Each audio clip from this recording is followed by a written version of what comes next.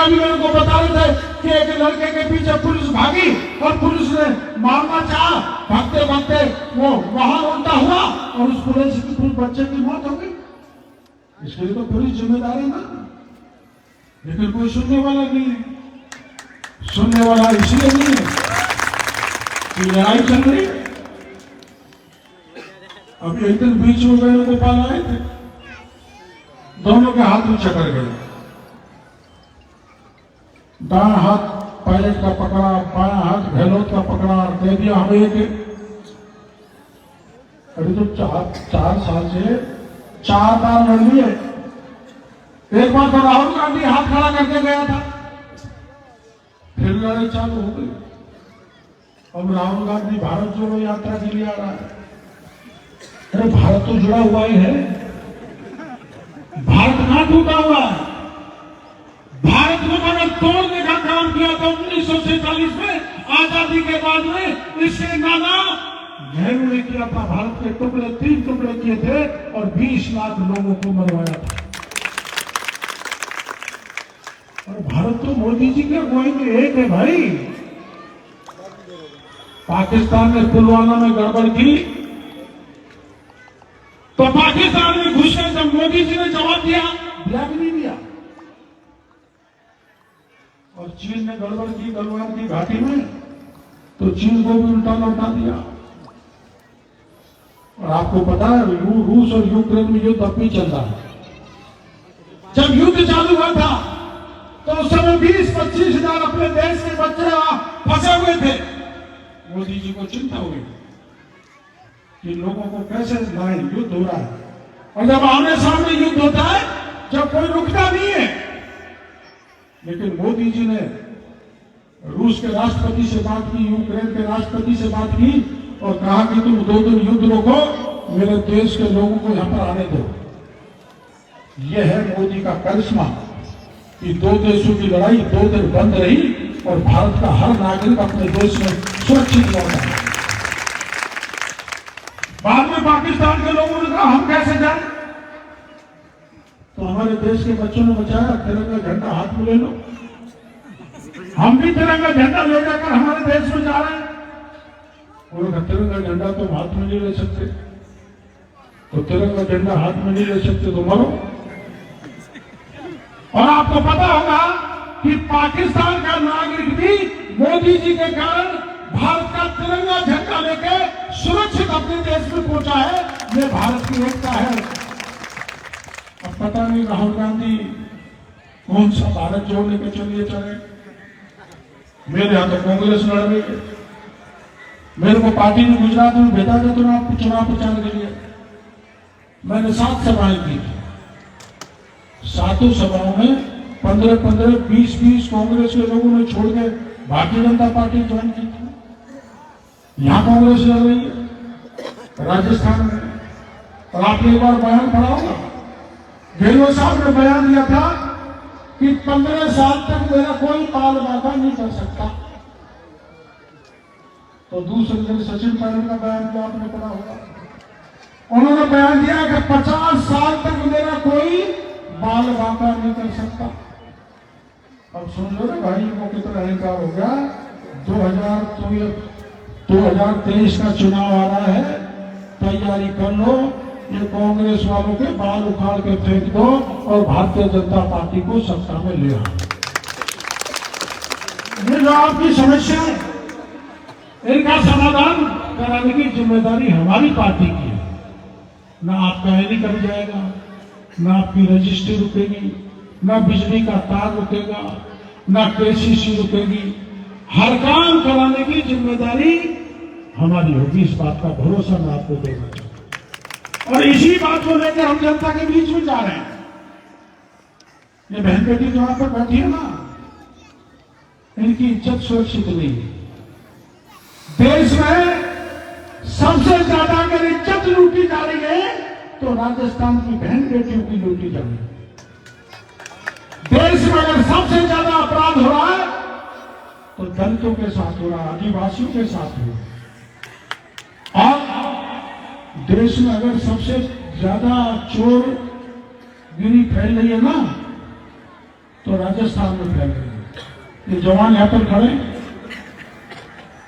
राजस्थान में सत्ता में आने से पहले गहलोत ने कहा था हम सब बेरोजगारों को रोजगार दे देंगे, दिया किसी को? और किसानों के सब कर्जे माफ कर देंगे, किया किसी का? वोट ले गए लोक निवाहन नारे देकर। बल्कि हुआ ये, जिस किसान ने उनके भरोसे में कर्जा नहीं दिया उस किसान की जमीन और उसकी संपत्ति इस चक्कर की सरकार ने कुर्क कर दी, घरे किसानों ने आत्महत्या कर डाली। और जवान बेरोजगार गए थे गुजरात में प्रदर्शन करने, सरदार साहब गए थे सरकार का ध्यान आकर्षित करने के लिए, उनको गिरफ्तार कर लिया। और बेरोजगारों के साथ कैसा धोखा किया। पटवारी का पेपर हुआ तो वो लीक हुआ, सिपाही का लीक हुआ, जेईएन का लीक हुआ, एईएन का लीक हुआ, थानेदार का लीक हुआ, शिक्षकों का लीक हुआ, आरएस का लीक हुआ। अब एक बात बताओ, जब सारे पेपर लीक हो गए तो इसके लिए दोषी कौन है? गहलोत सरकार। और नीट का पेपर तो 26 लाख बच्चों ने दिया था और हर एक बच्चे से 10 लाख रुपए लिए पास कराने के। राजीव गांधी स्टडी सर्किल के लोगों ने लिए, कांग्रेस के नेताओं ने लिए, कांग्रेस के एमएलए मंत्री ने लिए। हमारी पार्टी ने कहा कि सीबीआई की जांच करा, उन्होंने जो डीपी झालोनी था माध्यमिक शिक्षा बोर्ड का अध्यक्ष, उसको बर्खास्त कर दिया, लेकिन उसको आज तक गिरफ्तार नहीं किया। क्यों नहीं किया? कि जैसे वो बर्खास्त हुआ, डीपी झालोनी ने बयान दिया कि इसमें मेरा लेना देना कोई नहीं है, इसमें राजस्थान के नेताओं का लेना देना है।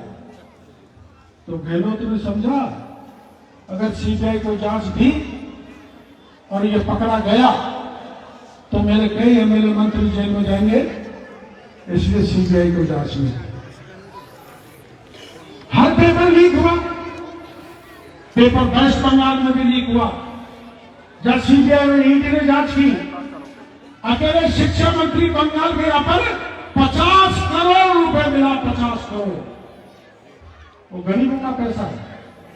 ऐसे गरीबों का पैसा गहलोत सरकार के लोग चट कर गए।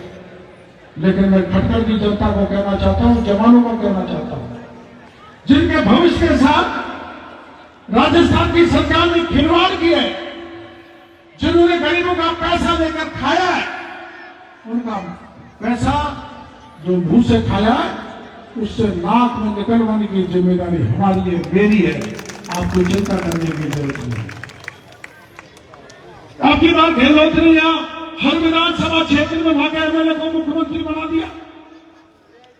वो लूट रहा है, मनमाफी थानेदार लगा रहा है, एसडीएम लगा रहा है, डिप्टी लगा रहा है, पुलिस वाला लगा रहा है, और उनके कहने से वो काम कर रहे हैं। गरीब की कोई सुनवाई नहीं है। हम लोग वहां देवी में भी मिले थे, वहां जो गौशाला की जमीन उस पर कब्जा कर लिया भूमाफियाओं ने। ऐसी हालात आगे बूंदी में मैं वहां जाऊंगा, वहां गौ माता की जमीन का अलॉटमेंट का मामला है। अरे भाई, गौ तो हमारी माता है, पहली मां हमारी जन्म देने वाली है और हमारा पूर्ण पोषण करने वाली, पालन करने वाली हमारी गौ माता है। उस गौ माता का अपमान हो रहा है, गौकसी हो रही है, अपराधियों का मनोबल बना हुआ है। भू माफिया, बजरी माफिया, शिक्षा माफिया, हेल्थ माफिया, हर तरह का वन माफिया यहां पर विकसित हो गया। मैं रास्ते में चलते चलते गांव में मिलता है, कान बहरे हो गए। गांव वालों के पशु नहीं चल सकते इस जंगल में। ये महाराज कह रहे थे नठ मारते हैं वन विभाग के कर्मचारी।